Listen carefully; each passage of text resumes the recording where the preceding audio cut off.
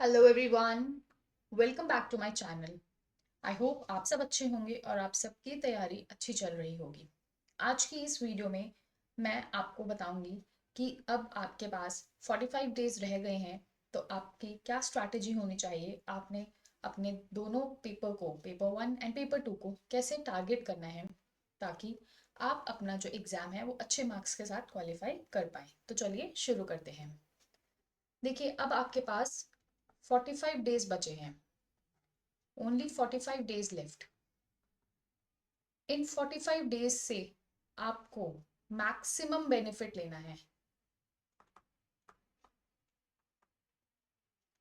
जो बीत गया उसमें आपने कितना पढ़ा, कितना नहीं पढ़ा, अच्छा पढ़ा, बुरा पढ़ा, हार्डली मैटर्स। अब जो 45 डेज हैं, आपने उनको इतने अच्छे से यूटिलाइज करना है ताकि जो आपका स्कोर है वो 200 प्लस तो आए ही आए, पर साथ साथ में आपका JRF या नेट आप जो भी टारगेट कर रहे हैं वो भी आप अचीव कर पाए with flying colours.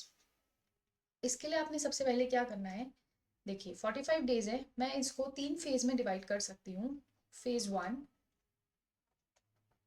Phase 2 and phase 3।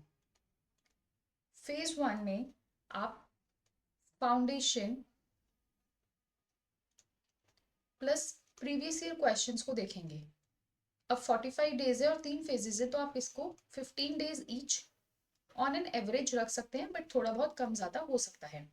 So first phase में आप फाउंडेशन पढ़ेंगे, ठीक है। आपकी जो भी थ्योरी है, आपके जो भी कॉन्सेप्ट्स हैं, आपकी जो भी डेफिनेशंस हैं, बेसिक्स है, आप सब कुछ वो पढ़ेंगे, बट प्रीवियस ईयर क्वेश्चंस के साथ।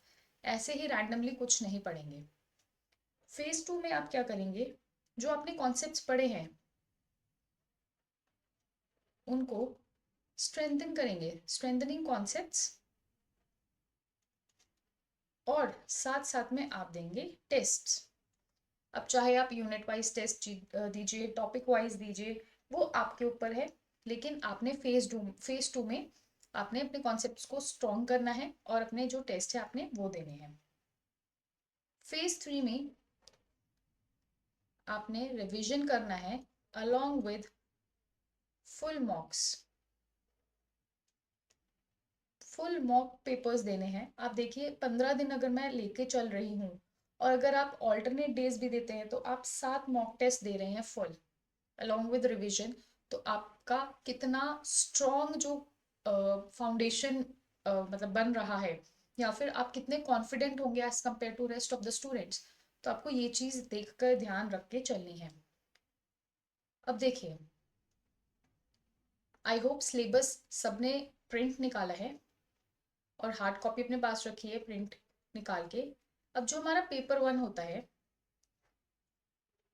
इसमें 2 पार्ट्स होते हैं। 2 पार्ट्स मतलब एक होता है हमारा थियोरेटिकल पार्ट और एक होता है हमारा प्रैक्टिकल पार्ट। कुछ बच्चों का थ्योरी स्ट्रांग है, कुछ बच्चों का प्रैक्टिकल स्ट्रांग है, बट जो टॉपर्स होते हैं उनका दोनों स्ट्रांग होता है। दोनों स्ट्रांग मतलब अगर उनका थ्योरेटिकल बहुत ज़्यादा स्ट्रांग है तो वो प्रैक्टिकल भी करके जाते हैं, वो उसको बिल्कुल भी स्किप नहीं करते हैं। और आपने भी यही करना है, आपने स्किप कुछ नहीं करना है, छोड़ना कुछ नहीं है। जो आपको हार्ड लगता है यूनिट, आप उसके प्रीवियस ईयर क्वेश्चंस देख के चले जाइए, या फिर उसके जो रिपीटेड टॉपिक्स हैं आप वो देख के चले जाइए, बट आप पूरा यूनिट कोई भी स्किप नहीं करेंगे। अब देखिए, 3 कैटेगरीज में बना देती हूँ। एक है हमारी फिक्स्ड यूनिट्स, एक है हमारी कॉन्सेप्चुअल यूनिट्स, और एक है हमारी rote memory unit, rote memory units.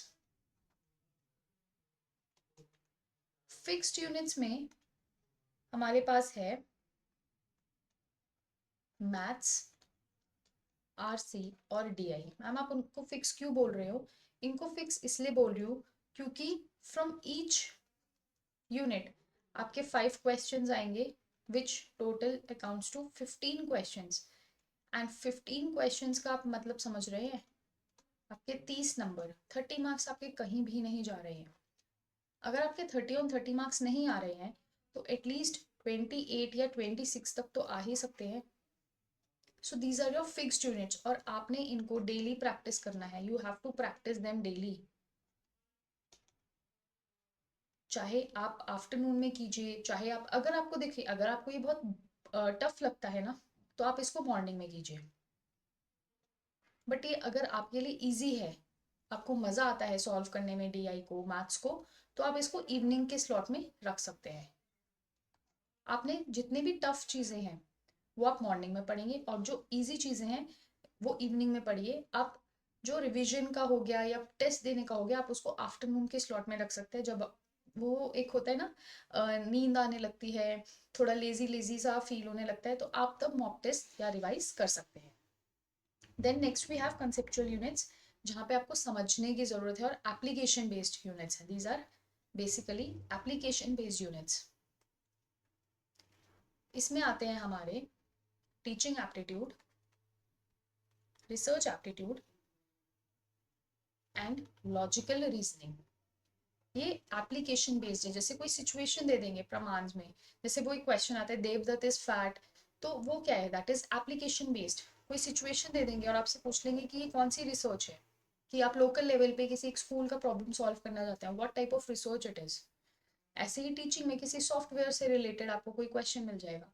तो ये आते हैं हमारे कंसेप्चुअल यूनिट्स, जहाँ पे आपके जो क्वेश्चन है वो एप्लीकेशन बेस्ड बनते हैं।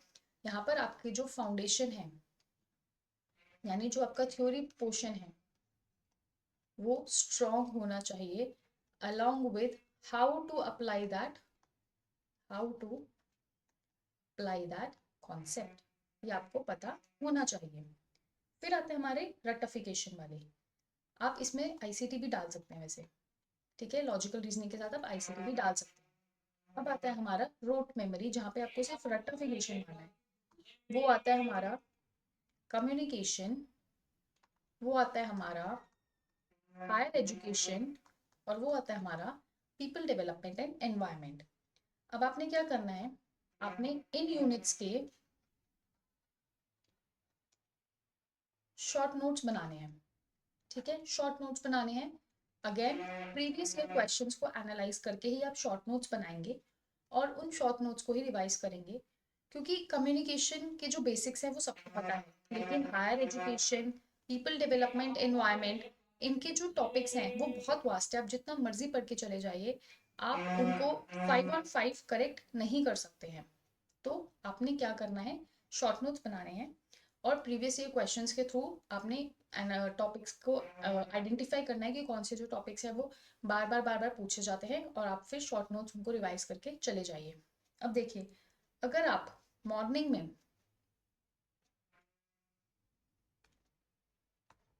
अगर आप मॉर्निंग में 2 से 3 घंटे भी पढ़ रहे हैं और आप यहाँ पे टफ यूनिट्स लेंगे जो आपके वीक एरियाज हैं, अगर आप आफ्टरनून में 2 घंटे पढ़ते हैं और अगर आप इवनिंग में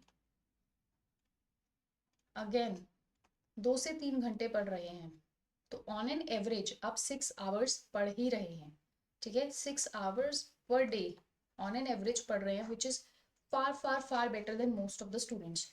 तो आपको अपने 45 डेज इन यूनिट्स के हिसाब से या फेजेस के हिसाब से आपको डिवाइड करना है, और आपको देखना है कि आपने कौन सा टॉपिक किस हिसाब से पढ़ना है, किस इन डेप्थ, मतलब कितने इन डेप्थ में पढ़ना है, किस इंटेंसिटी से पढ़ना है, क्या स्किप करना है, क्या रिवाइज करना है।